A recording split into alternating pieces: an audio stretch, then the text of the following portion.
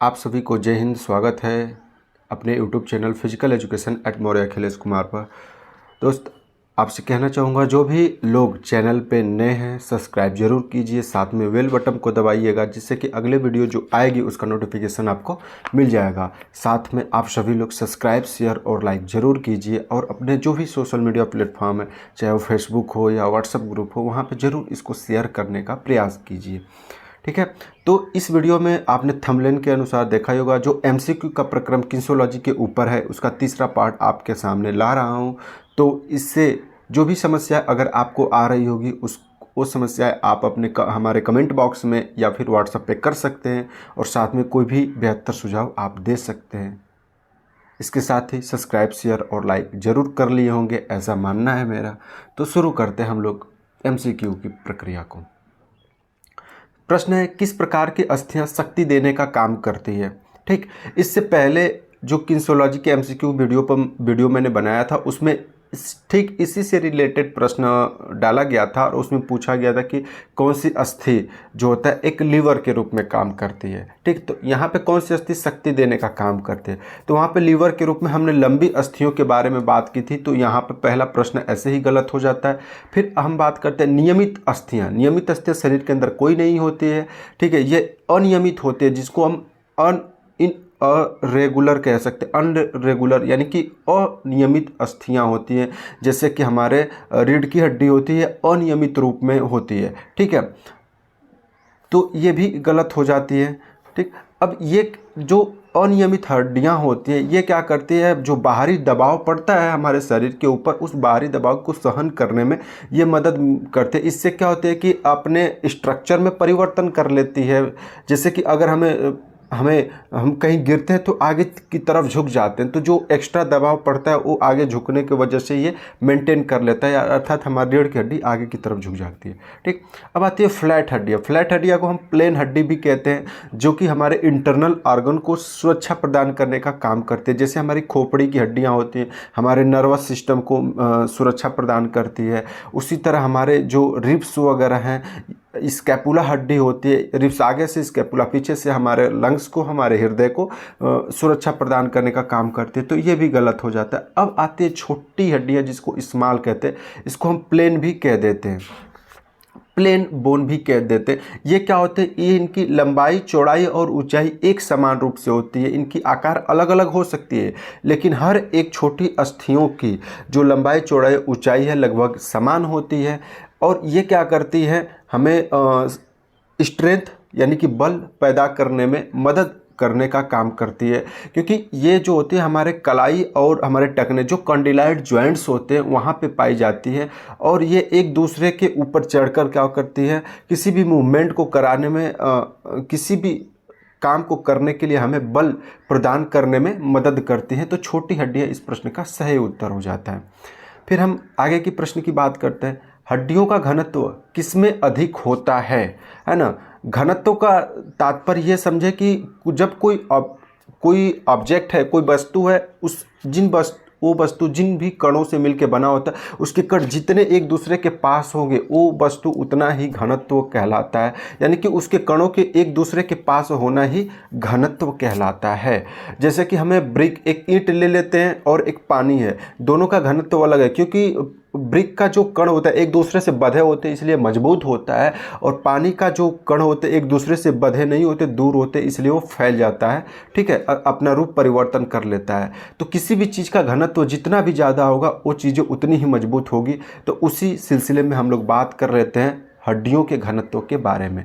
ठीक है, तो हड्डियों का घनत्व का तात्पर्य क्या है। हड्डियां किन चीज़ों से मिलकर बनी होती है, खनिज लवण से बनी होती है ना, मिनरल्स से बनी होती है। तो जिन हड्डियों में जितना ज़्यादा मिनरल्स होगा, वो हड्डियाँ उतना ही ज़्यादा घनत्व होगी, और उसके वजह से वो उतना ज़्यादा मजबूत होगी, कठोर होगी।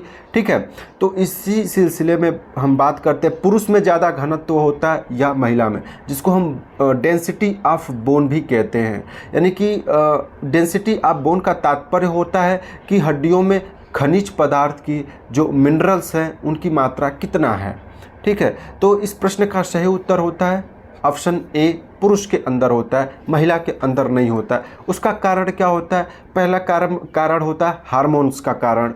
ठीक है। दूसरा कारण क्या होता है कि जब महिला और पुरुष जो मेल और फीमेल होते हैं, जब ये युवा अवस्था में जाना शुरू करते हैं तो उस दौरान क्या होता है, इनकी जो जेंडर डिफरेंसेस है वो दिखाई देने लगती हैं, और उसके वजह से महिला जो फीमेल्स होती है उसमें क्या होता है, मेंस्ट्रुएशन की प्रक्रिया शुरू हो जाती है, जिसको हम कहते हैं ना महामारी, 21-22 दिन की जो प्रक्रिया होती है शुरू हो जाती है। उससे क्या होता है कि ब्लीडिंग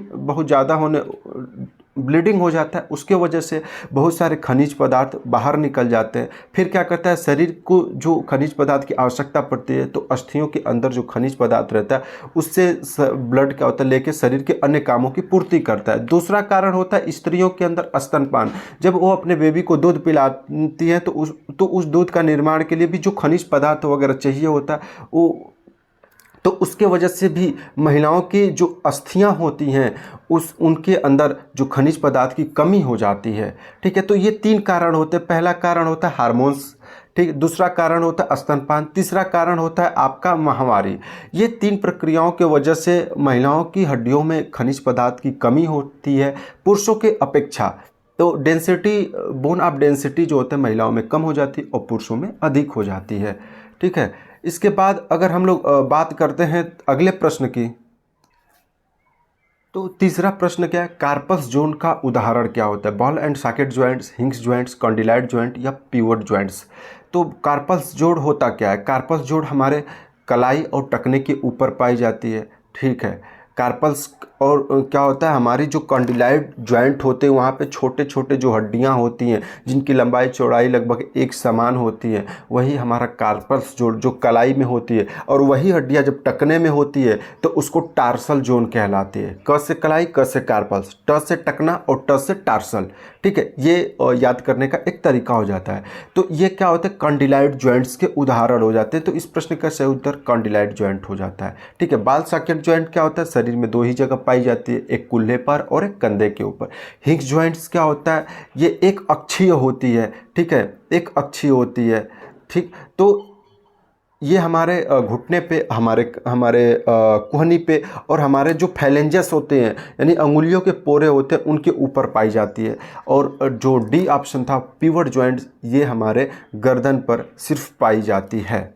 ठीक है, आगे की प्रश्न की बात करते हैं। कौन सा प्लेन शरीर को ऊपरी और निचले भाग में बांटता है?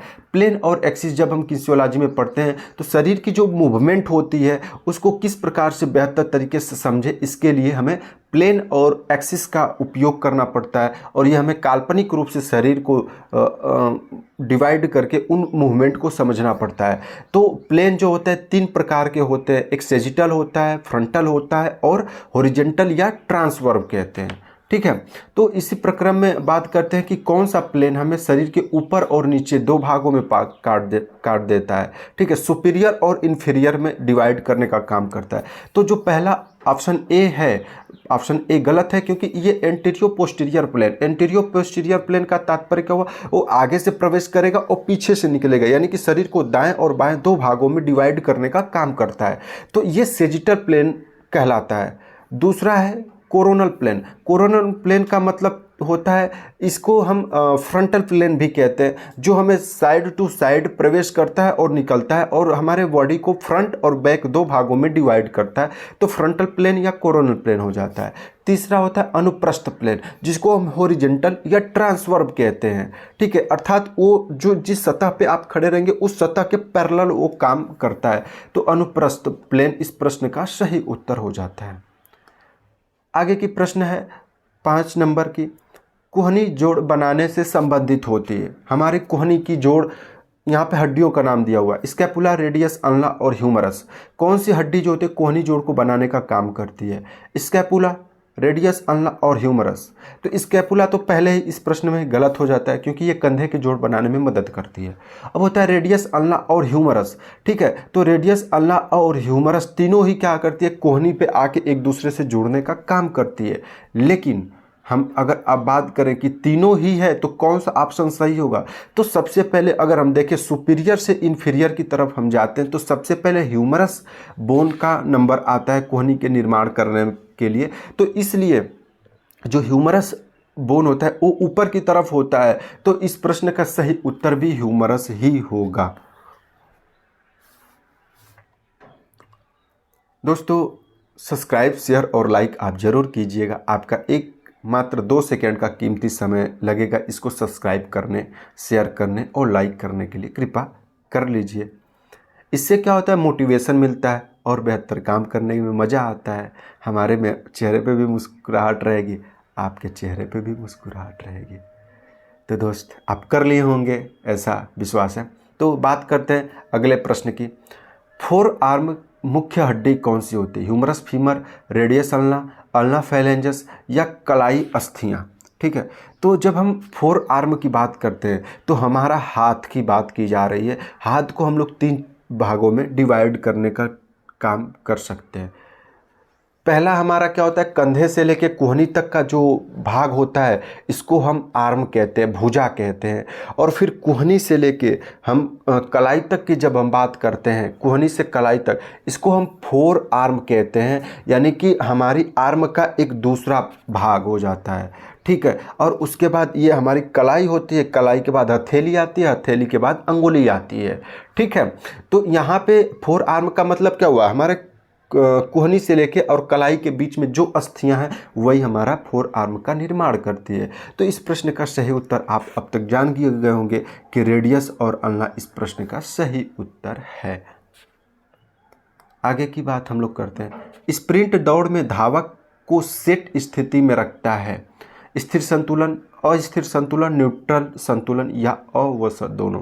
देखिए, जब हम संतुलन की बात करते हैं तो ये एक बैलेंस इक्विलिब्रियम होता है। किसी भी स्थिति में हमें एक संतुलित अवस्था में बनाए रखना, यानी कि जिस स्थिति में हम हैं उसी स्थिति को बनाए रखने की अवस्था ही हमारी क्या कहलाती है, संतुलन कहलाती है। 3 प्रकार की होती है, एक स्थिर संतुलन, अस्थिर संतुलन और न्यूट्रल संतुलन।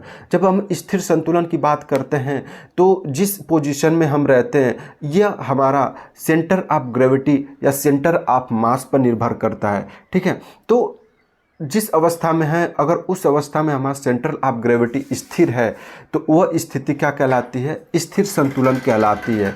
इसके बाद जब हम बात करते हैं अस्थिर संतुलन की, तो जब हमारी सेंटर ऑफ ग्रेविटी हमेशा अपने शरीर को बैलेंस बनाए रखने के लिए अपने स्थान को बदलती रहती है तो वो स्थिति हमारी अस्थिर, वह संतुलन अस्थिर संतुलन कहलाता है। और न्यूट्रल संतुलन का तात्पर्य हो जाता है कोई भी परिस्थिति आए वो हमेशा अपनी स्थिति में बने रहता है, वह न्यूट्रल संतुलन कहलाता है। जैसे कि एक बॉल होता है, उस बॉल का सेंटर ऑफ ग्रेविटी उस बॉल के हमेशा केंद्र में ही स्थित होता है, वो न कभी ऊपर जाएगा, न कभी दाएं, न कहीं बाएं, न लेफ्ट न राइट। ठीक है, तो वो न्यूट्रल संतुलन कहलाता है। तो जब हम स्प्रिंट धावक की बात करते हैं तो स्प्रिंट दौड़ में जब हमें ऑन योर मार्क्स बोला जाता है तो हम जाके स्टार्ट लाइन पे बैठ जाते हैं। उस समय सेंटर ऑफ ग्रेविटी बेस के एकदम करीब होती है और हम पूरी स्थिर अवस्था में रहते हैं, कोई मूवमेंट नहीं होता, वो स्थिर संतुलन होता है। यानी कि ऑन योर मार्क्स की अवस्था में खिलाड़ी क्या होता है, स्थिर संतुलन में होता है। ठीक है, तो इसलिए ये गलत हो जाता है। फिर हम बात करते हैं सेट की स्थिति में। आप देखते होंगे खिलाड़ी क्या होता है, आगे की तरफ झुक जाता है, पीछे के जो कुल्हे होते हैं ऊपर की तरफ ऐसे हो जाता है, ये कुल्ला हो जाता है, और ये जो धड़ होता है वो नीचे की तरफ हो जाए, और जो आपका गर्दन होता है आँख सामने की तरफ आप ट्रैक पर नज़र बना के रखते हैं। ठीक है, इस अवस्था में क्या होता है कि आपका सेंट्रल ऑफ ग्रेविटी बेस से ऊपर की तरफ चला जाता है और उस दौरान क्या होता है, आपके शरीर में हलचल होनी शुरू हो जाती है। फिर भी आप उस सेट की अवस्था को बनाए रखते हैं हलचल होने के बावजूद भी, तो वह स्थिति अस्थिर संतुलन कहलाता है और यही आपका सही उत्तर बन जाता है। न्यूट्रल संतुलन भी इस ऑप्शन का गलत उत्तर हो जाता है। तो सेट की स्थिति में अस्थिर संतुलन होता है और ऑन योर मार्क्स की स्थिति में वह स्थिर संतुलन में होता है। अब हम बात करते हैं 8वें प्रश्न की। लंबे समय तक काम करने के लिए कौन सी पेशी को सहन करने में सक्षम होती है? लंबे समय तक काम करना यानी कि हमें एंडोरेंस में काम करना है, हमें एरोबिक एक्टिविटी में यानी कि वायु की उपस्थिति में काम करना है। तो किस प्रकार के मसल्स फाइबर्स उसमें ज़्यादा काम करते हैं? लाल पेशीय फाइबर जिसको रेड मसल्स फाइबर भी कहते हैं, श्वेत पेशीय रेशे यानी कि वाइट मसल्स फाइबर के हो गया, और फास्ट ट्विस्ट मसल्स फाइबर यानी कि तेजी के साथ संकुचित और प्रकुंचित होने वाले पेशी की बात करते हैं। तो सबसे पहले अगर हम बात करते हैं फास्ट ट्विस्ट मसल्स फाइबर, अगर मसल्स बहुत तेज़ी के साथ कंट्रैक्ट और संकुचित और प्रकुंचित होंगे तो वह अवस्था में पेशी बहुत तेज़ी के साथ थकेगी, क्योंकि वहाँ पे लैक्टिक एसिड बहुत तेज़ी के साथ बनेगा, बाहर से हमें ऑक्सीजन नहीं मिल पाता है, यानी कि यह एक अवायवीय यानी कि एनएरोबिक एक्टिविटी के रूप में हम फास्ट ट्विस्ट मसल्स फाइबर काम करता है। तो ये ऑप्शन पहले ही आपका गलत हो जाता है। और फास्ट ट्विस्ट मसल्स फाइबर को ही हम श्वेत पेशीय रेशा यानी कि व्हाइट मसल्स फाइबर कहते हैं। व्हाइट मसल्स फाइबर जिसके अंदर होता है वो व्यक्ति बहुत तेज़ी के साथ एक्टिविटी करता है, हाई इंटेंसिटी के साथ किसी भी एक्टिविटी को करता है, जिसके वजह से उसके अंदर लैक्टिक एसिड बहुत तेज़ी से बनता है, क्योंकि ऑक्सीजन की उसके अंदर कमी होने लगती है और वो थकान महसूस करता है। और तो वो फास्ट ट्विस्ट मसल्स फाइबर भी कहलाता है, क्योंकि बहुत तेज़ी के साथ ट्विस्ट करता है। तो ये भी अब इस प्रश्न का सही उत्तर आप जान लिए ही होंगे, लाल मसल्स फाइबर पेशी है, अर्थात रेड मसल्स फाइबर होता है। रेड मसल्स फाइबर क्या होता है, लंबे समय तक पेशियाँ धीरे धीरे इस तरह का संकुचित और प्रकुंचित धीरे धीरे होती हैं, तो इसे रेड मसल्स फाइबर कहा जाता है। और चूंकि ये धीरे धीरे होती है इसलिए इसको हम स्लो ट्विस्ट मसल्स फाइबर भी कहते हैं, स्लो ट्विस्ट मसल्स फाइबर भी कहते हैं। तो इस प्रश्न का सही उत्तर लाल पेशीय रेशे हो जाता है। अब हम प्रश्न संख्या 9 की बात करते हैं और बात आती है मांसपेशी द्वारा जोड़ों को मोड़ने का कार्य कहलाता है। मांसपेशी जोड़ को मोड़ती है तो वो प्रक्रिया क्या कहलाती है? संकुचन, विस्तारण, अभिवर्तन और पुनर्स्थापन।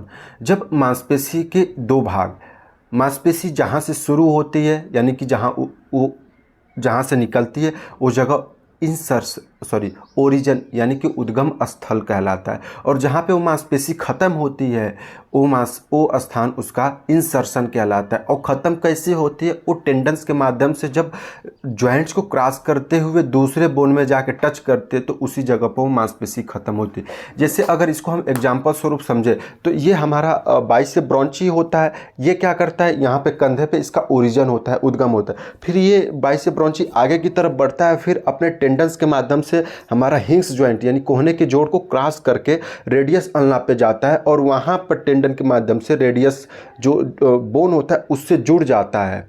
ठीक है, तो यहाँ पे इसका इंसर्शन होता है। तो जब बाइसेप्स ब्रॉन्ची के अंदर संकुचन होना शुरू होता है तो इसके अंदर एक तनाव पैदा होता है, और वो क्या करता है, टेंडन के माध्यम से हमारे रेडियस अल्ना पे एक दबाव डालता है और अपने केंद्र की तरफ इस रेडियस अल्ना को खींचना शुरू कर देता है, और फिर क्या होता है, जोड़ अपने आप मुड़ना शुरू हो जाता है, क्योंकि इसके एंगल्स में कमी होने लगती है और इसकी दिशा किधर होगी, केंद्र की तरफ होती है, और इस तरह से ये संकुचित हो जाती है मांसपेशी और ये हमारा जॉइंट्स मुड़ जाता है। तो इस प्रश्न का सही उत्तर आप समझ ही लिए होंगे, संकुचन इस प्रश्न का सही उत्तर होता है।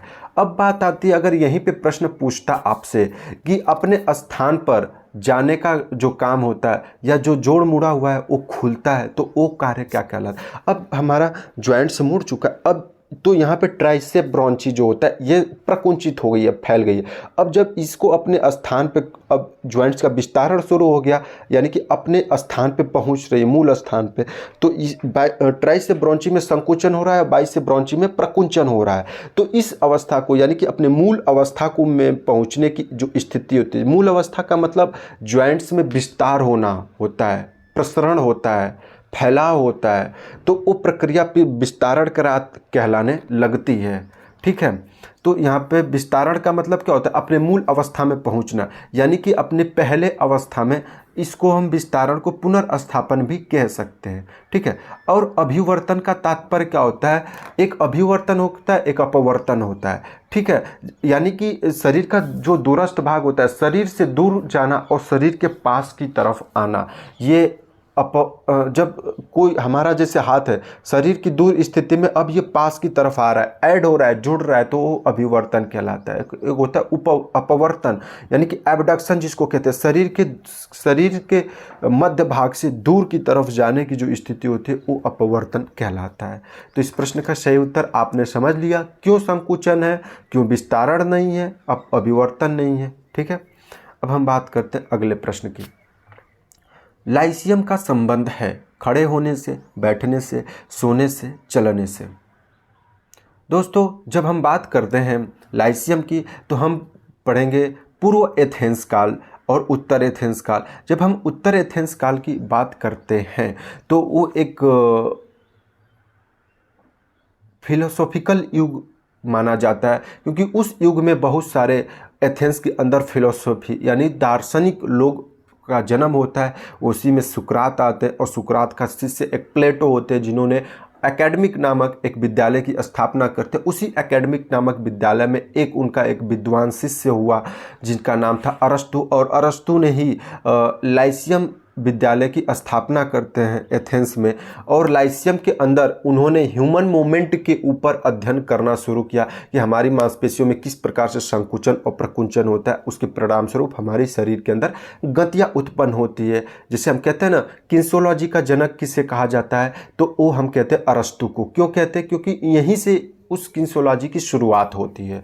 और इसी चीज़ों के अध्ययन के लिए यानी कि जो हमारी शरीर की मांसपेशियों का संकुचन और प्रकुंचन की प्रक्रिया है, जिसके परिणाम स्वरूप गति उत्पन्न हो रही, उसका अध्ययन करने के लिए इन्होंने लाइसियम में जितने भी विद्यार्थी थे और कर्मचारी शिक्षक थे, यानी कि अध्ययन और अध्यापन करने वाले दोनों लोगों को इन्होंने खड़े होके ही पूरी अध्ययन और अध्यापन की प्रक्रिया को संपादित करने का एक नियम बनाया, जिसके परिणाम स्वरूप खड़े हो रहने से हमेशा क्या होता है, व्यक्ति चलता रहता है और उसके मसल्स में संकुचन और प्रकुंचन हो रही थी, और उसके वजह से उसके अंदर जो मूवमेंट हो रहे थे उसका अध्ययन अरस्तु ने किया। तो लाइसियम का संबंध क्या हो जाता है, खड़े होने से हो जाता है। ठीक है, तो इस सेशन में सिर्फ इतना ही। आप ज़रूर बताइएगा आपको ये वीडियो कैसा लगा, साथ में अपने सुझाव कमेंट बॉक्स में, और जो भी समस्या हो हमारे व्हाट्सएप पे देने का प्रयास कीजिएगा। आपकी समस्या के लिए एक वीडियो ज़रूर मैं बनाऊंगा। तब तक के लिए आपका शुभ हो। हाँ, सब्सक्राइब शेयर लाइक करना मत भूलिएगा, साथ में बेल बटन दबाइएगा, जिससे कि अगली वीडियो का नोटिफिकेशन आपको मिल जाएगा। तब तक के लिए आपका शुभ हो। जय हिंद।